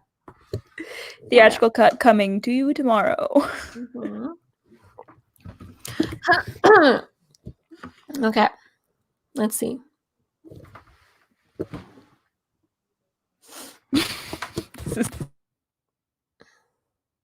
I can't. Your microphone unplugged. Now who has audio issues, bitch? You're muted. You're simply muted. Can you hear me now? Mm-hmm. Good. I'm just gonna do that. Should I go in my bed back there and just should I? What's everyone up to? Good luck with editing, Sarah. Yeah, I want to fucking die. I also have a meeting today. With who? I can't say to the kids. Do I? You know about this meeting. Yeah, you do. Is it for work? No, not necessarily. I don't think I know about this. You do. I told you about it. Okay. Do we want to read some more stuff? Yeah. Do it. Okay. Let's see. Yeah, rip to the pop filters. Sarah Superstar asked, so neither of us have personal experience with this, which is why they're asking. Asking the class. Asking the class. How do people wind up in QPRs? Do people seek them out, or is it just something that happens organically? Anyone? Well, from Ginger's perspective, you could advertise on a You could advertise. Anyone? It's gonna take a hot second. It is. Vroom. Yes. There's the secret ace cabal that rules the world meeting on Halloween. What is? Can you text me? I'm so curious. Oh my god, it's not that exciting. Yeah, but now I just need to know. I can't believe we lost. That's so embarrassing. But not unexpected. No, not unexpected.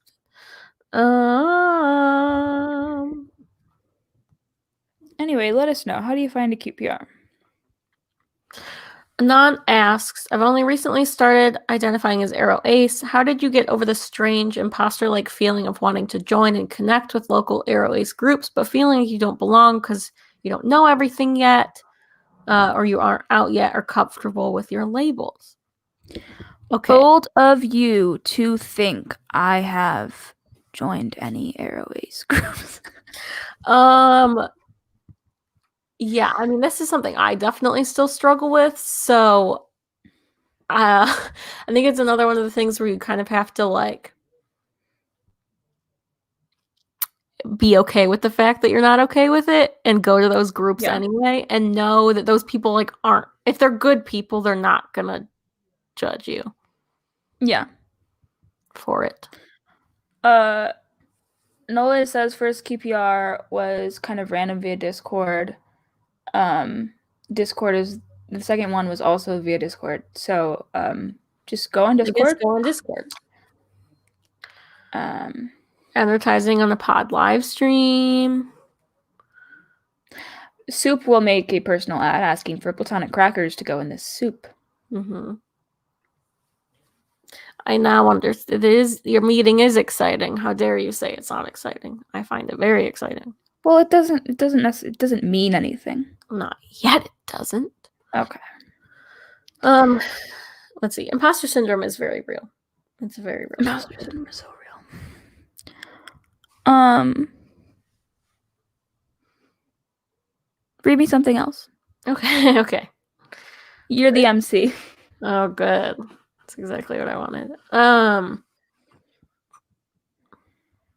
Let's see. It can help if you're able to find a group or event that's oriented towards education. So it's okay if you don't know everything because they're there to teach you. It's true. Okay, this is Thunder's coming out story. Here we go.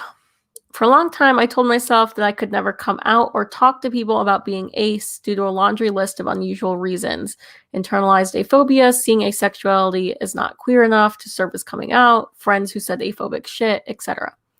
When I moved up for grad school, I was so exhausted and tired from thinking about it and feeling so isolated about it that I decided, fuck it. Let's talk about this. My first few attempts were awkward, tipsy, late-night, non-committal musings about my sexuality with friends after a night out or sitting in the corner at someone's Halloween party. It's Halloween. A few months later, asexuality came up in one of my classes. A classmate gave the standard, I just don't get how that can be a real thing response and prompted a class-wide discussion. I rather uncomfortably remained silent. A couple of weeks pass, and now I'm in the car with a friend of mine as she's driving me from campus to the train stop. That classroom discussion came up. Just as we were pulling into the station, I told her, so actually, I'm kind of asexual, yeah. And I just yeeted myself out of the car. Okay, cool, bye. It was painfully awkward, but it was the first time I'd properly, definitely acknowledged it out loud to another person I actually cared about. It took 2 months for it to come up again between us, and when it did, we just launched into discussion. Regardless of all the questions, she was very kind and interested in better understanding, and it felt so relieving to finally talk about it. Though we still joke about how I basically dropped an info bomb on her and then ran away to the train. Relatable. 4 months later, I gave a TED Talk style presentation to my entire cohort and faculty about asexuality, and now I'm seriously thinking about how I can integrate ace education and awareness into my career. I'm sure there will still be many coming outs in my life, but at least for me anyway, actually being able to have that initial hesitant, awkward acknowledgement has gone such a long way towards helping me feel okay with this as a part of who I am.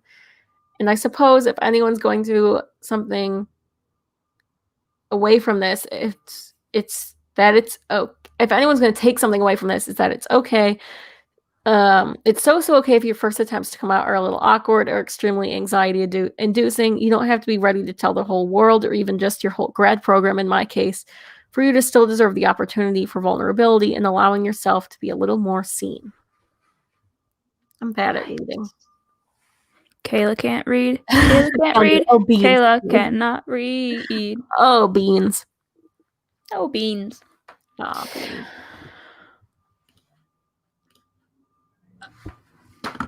Let me see what else I have. You're welcome for muting myself before coughing. Oh, thanks. Let's see. This is from Anonymous. Are you ready? Uh-huh. I am Ace. Yes. I just wanted to share something weird. I've been ashamed of this for a long time and was to want to share it in case anyone else is going through the same thing. I watched a lot of porn as a middle and high schooler. I never enjoyed it as in a sexual sense, but I wanted to learn more about sex. I just didn't get it. I didn't get why people wanted to do it, and more so, I didn't get why adults were telling me I have to fight the urge to do it. So I would watch porn trying to understand and see what was appealing about it. I found myself intrigued in the build-ups and backstories, but I always forwarded through the sex scenes. I hated seeing genitals. It was this weird addiction to wanting to understand. Hopefully this helps someone else feel they aren't alone. That's so funny. Just like, I'll watch it because I'm curious, but I just am here for the story. Yes, it was a reference to Hermione can't draw. They were eaten by a crocodile today. No, but I like, if you can watch porn and be Ace, I don't care. Also, I have never watched porn, but what I will say is that when those an announcement, and I've said this before. I know you have. An announcement, but I will say when like porn type images come up on like Twitter, as they sometimes do, I do find myself looking at it because I'm just like, huh? You're curious. It is a curious. Like, it's like, no, I totally get it. It's like completely a curious thing. Like, I don't really want to. I don't get anything from it, but I am kind of like, that's what happening here. That's what their body looks like, huh? That's fun. That's fun. Weird. Oh man. Daniel said I used Wikipedia to learn about sex because I didn't want to touch porn with a 10-foot pole. See, I get that. See, I didn't even want to learn about sex. I didn't care. Yeah. So, if anything, I guess I learned about sex through like fanfic. Yeah, that's probably true. They literally did say I watch porn for the plot. It's true. They really did be saying that. Incredible. Do we have any fun questions that we want to do? Let me look. A-Specs from Soup. A-Specs need their own festive holiday. We need traditions. I ask you, what holiday food decorations you covered it up. Traditions would go well with A-Spec Day, nestled right inside of Asexual Awareness Week. I mean, of course, cake. I also cake is a very obvious one. I've seen a lot about garlic bread recently. I guess that's a new part of our culture. Vampires. Why? Garlic. I mean, we've talked before about witches being asexual. Did we say skeletons were? Skeletons are ace because no bone. They don't experience sexual attraction. Kidding. Opposite. They're all bone. All bone. And hey, A-Specs can all bone. Every A-Spec can bone if they want. A-Specs can have one bone as a treat. As a treat.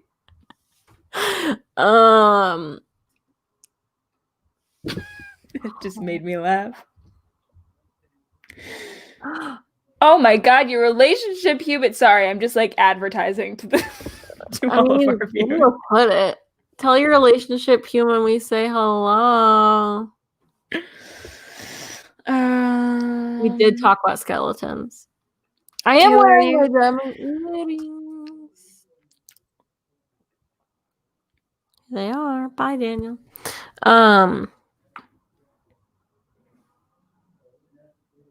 I'm sleepy. What were we talking about? What are things that go? What are like ace traditions we can make? Having a good time. My mom just texted me. She goes, "Are you wearing shorts with a turtleneck?" Yes, Mom. Julie, stay out of it. Leave us alone. Hi, Julie. If Thoroughbred is ace, then you're anti-vampire. I feel like if we are like pro-witch and skeleton, then we have to be anti-vampire, you know? Also, I feel like vampires often suck blood without consent, and that's not good. Most of the time, yes, I would say a majority of it. Is there anyone that just like gives a vampire consent to just be like, have my blood? I feel like that's what Bella did in Twilight because she wanted to be a vampire, isn't it? I've never read it. I never read or saw it, so I couldn't tell you. Handing out ace rings, friendship bracelet making. That's a good one. Sarah, would you wear a friendship bracelet with me? Is it ugly? Just in general, I once asked Dean if he. Why do my eyes look like that? I once asked Dean if he would wear. Your mom just texted me. She said, She texted hi. you? She said hi. Hi, Julie. I once asked Dean if he would wear a friendship bracelet with me, and he told me no, and it was like very upsetting. If it's nice, if it's cute. Okay. I'll work on it. Soup, I don't like that. I'm not gonna put it on the screen because I don't like it, but I don't like that. I just the other day learned that was a thing. Just the other day I did. I don't like that. I mean, if you're doing it safe and consensually, sure, but I don't like that. It is scary to me. Mara Dove would give a vampire my blood as a treat. Vampires can have a little blood as a treat. Apparently in Buffy there's a consent requesting Dracula. By Andra Vampire's book. Oh my god. Sarah, Anonymous wants to know if either of us, especially you, have ever experienced alterous attraction, and if we are like identify with any like oriented arrow ace label. Here's the genuine. Here's the truth from me. What is happening? I've lost it. This is incredibly upsetting. I'm so sorry to everyone whose time we're wasting. I don't fully understand what alterous attraction means, to be honest. Let me look it up. Looking it up.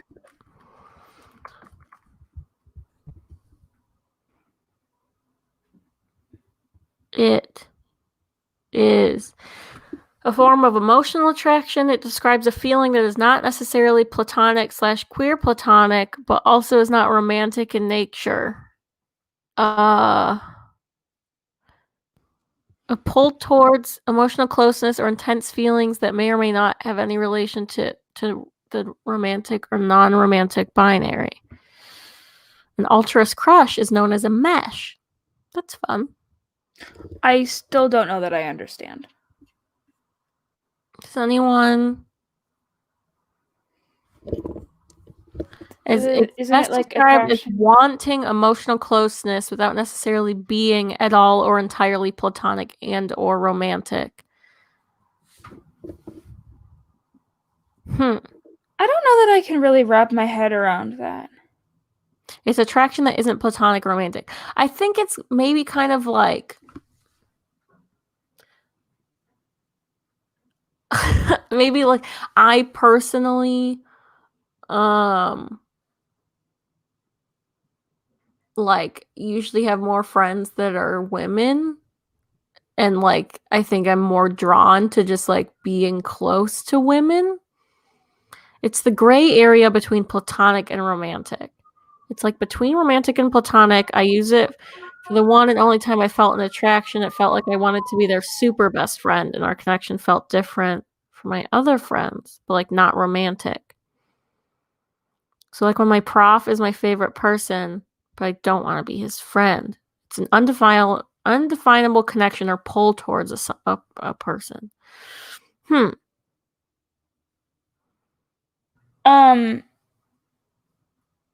I think for me, my brain can't really differentiate between that and just like super hardcore platonic. I think my brain just doesn't really get it.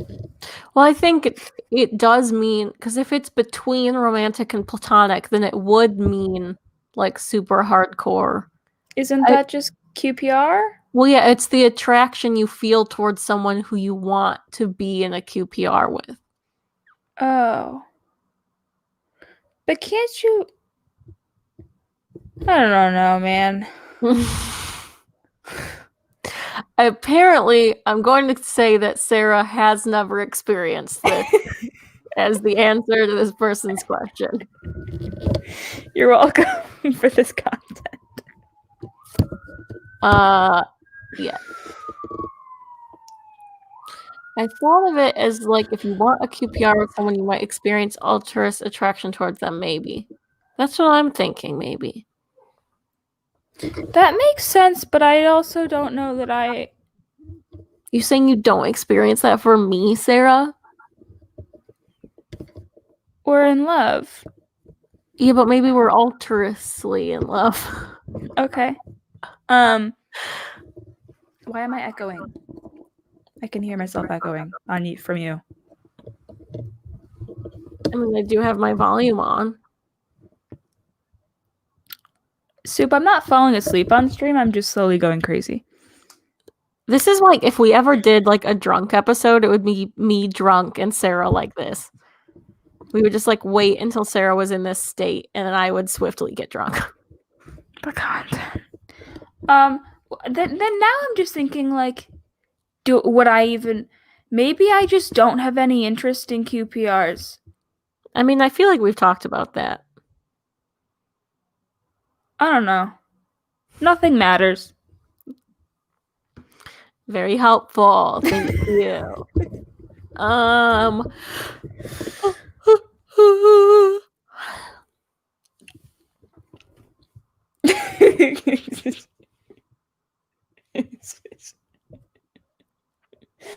Listen, Bonk. I often will just sit there going like this during when we're recording.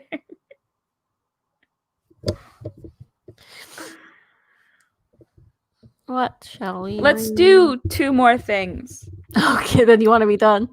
Yeah. Okay, what do you want? What type do you want? I don't know. Surprise me. Oh boy.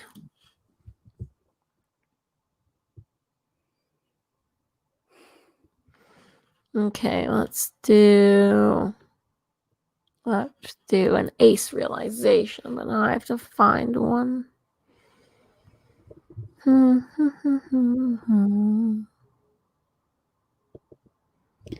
Thunder, I will approve of that emote ahead of time. That emote has been approved.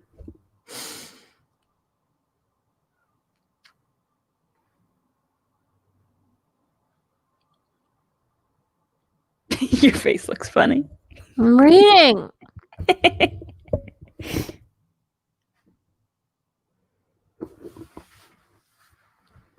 Look how pale my leg is.